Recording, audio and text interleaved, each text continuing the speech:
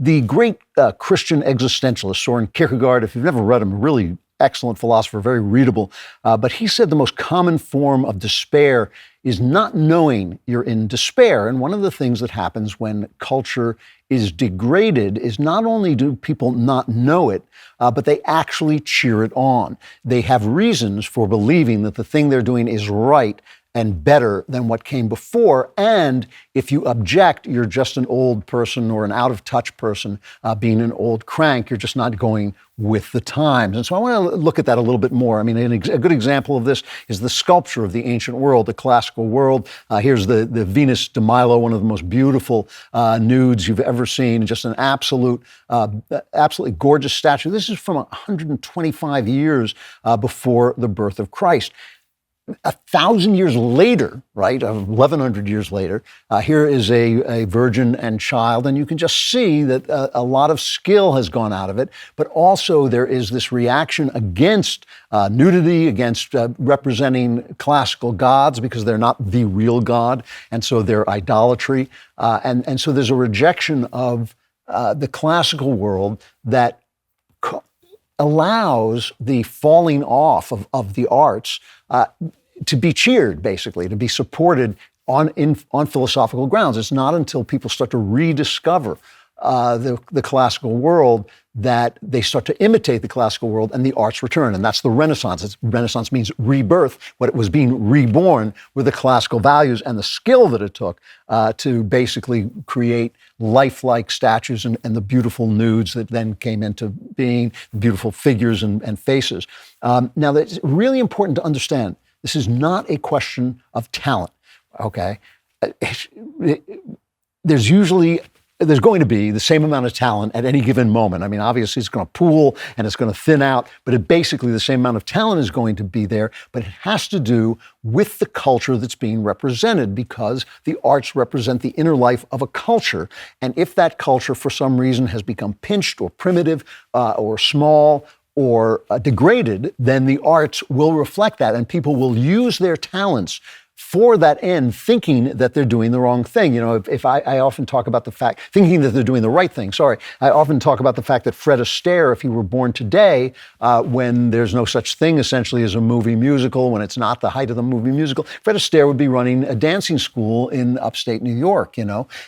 He came along at a moment, and this is really important, that in these moments of transition, if the arts come back, they come back with a vengeance. So you have, for instance, people like Shakespeare, who come up after the tumult, or in the midst of the tumult of the Reformation, when a new world is coming into being because of the Reformation, and you get this genius Shakespeare. If Shakespeare had been born 100 years earlier, he would not have created the insanely brilliant body of work that he did. You get actors like Marlon Brando, who come along in the beginning of the sort of postmodern world, and they revolutionize acting. In my book, The Truth and Beauty, I talk about the Romantic poets who came along at just such a hinge of history, this moment when there was revolution in the air, not just the American Revolution, but then the French Revolution. There was a revolution, and these guys had to reinvent some of the ideas that had gone by the boards, including the idea of faith. And that's why I turn to them in looking at how we can reinvent faith. So I'm not talking about the talent.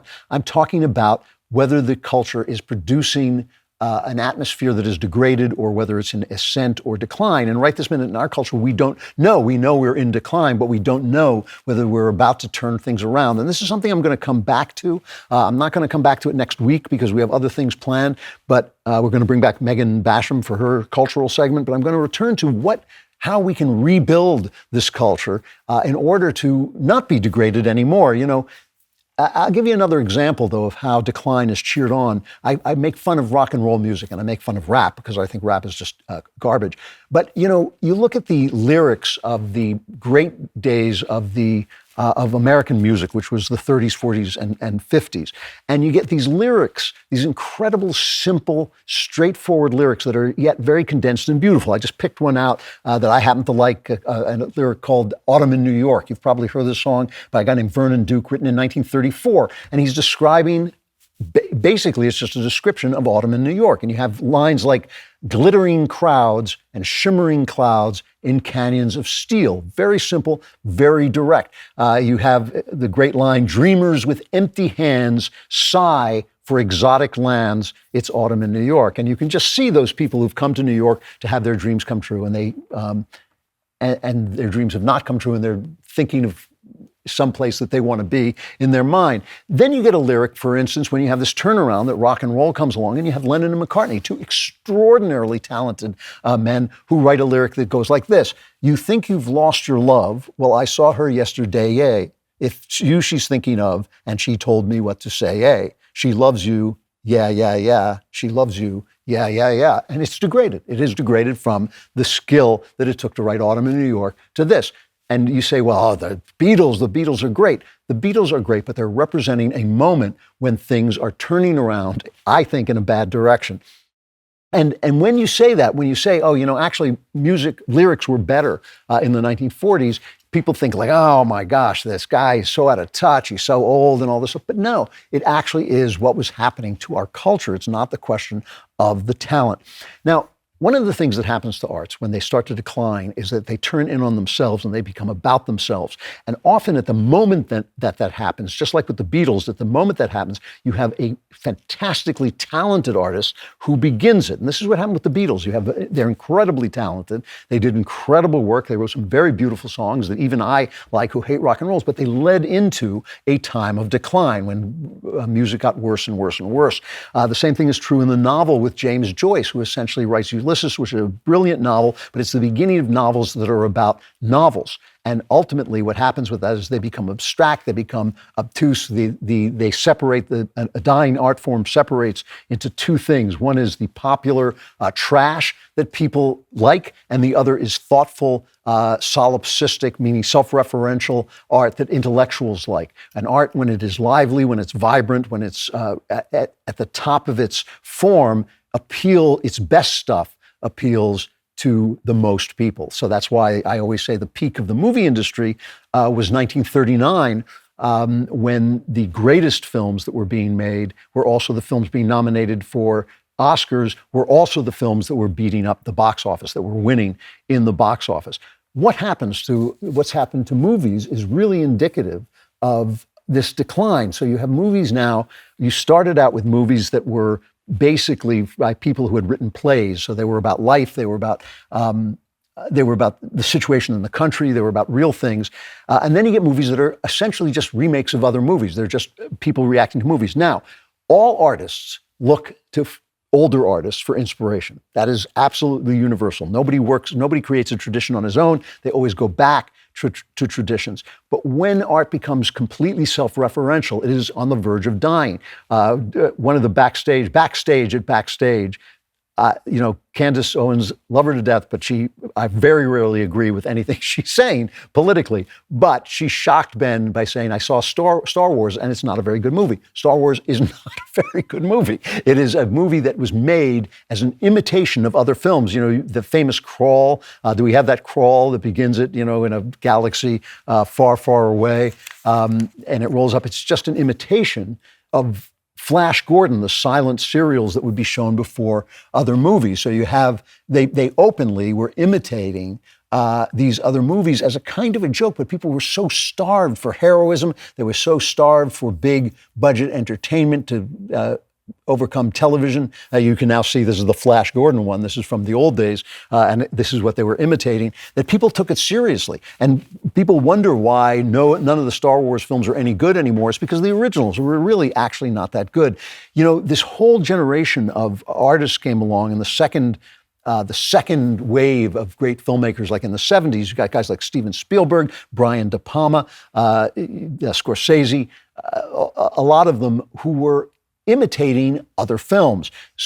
Brian De Palma is a great example. He made one great film, which was The Untouchables by David Mamet. And the reason that's a great film is because it's by David Mamet, and the script is absolutely spectacular. He made Scarface, which is a fun film, but again, that's a remake or a takeoff of old gangster films. Most of what he did was this very, very intense imitation of Hitchcock. So if you see Obsession, here's a trailer of Obsession. That eerie sensation that you've seen a stranger before. Everyone's experienced it.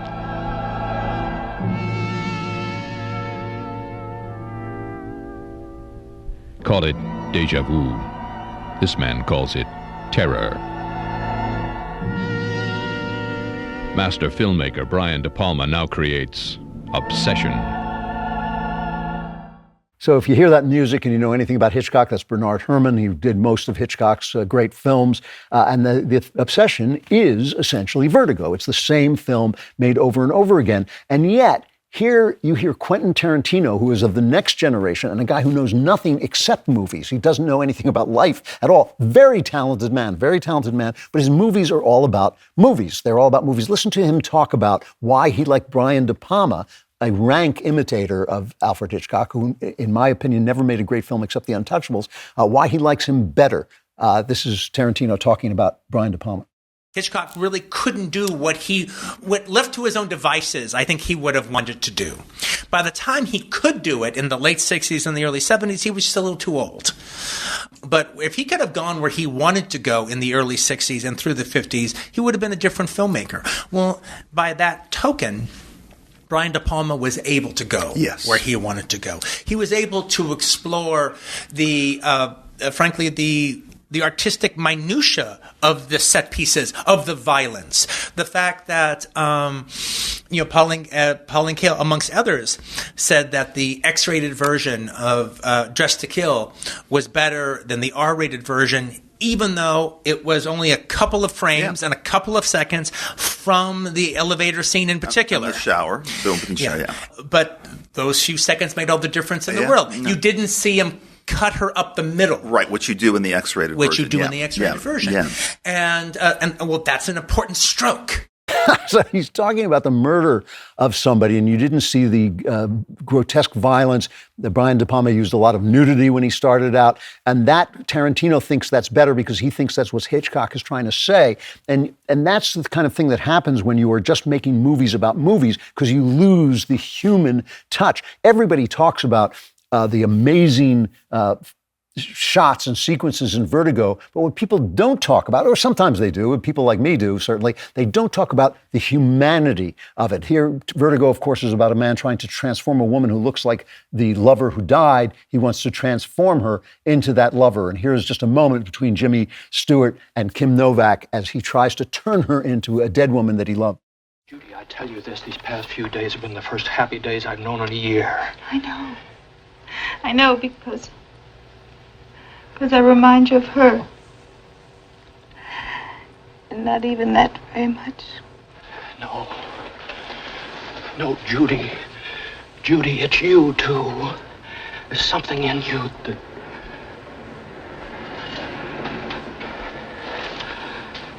You don't even want to touch me. Yes, I do. Couldn't you like me? Just me the way I am? When we first started out, it was so good. We had fun. And then you started in on the clothes. Well, I'll wear the darn clothes if you want me to, if you'll just like me.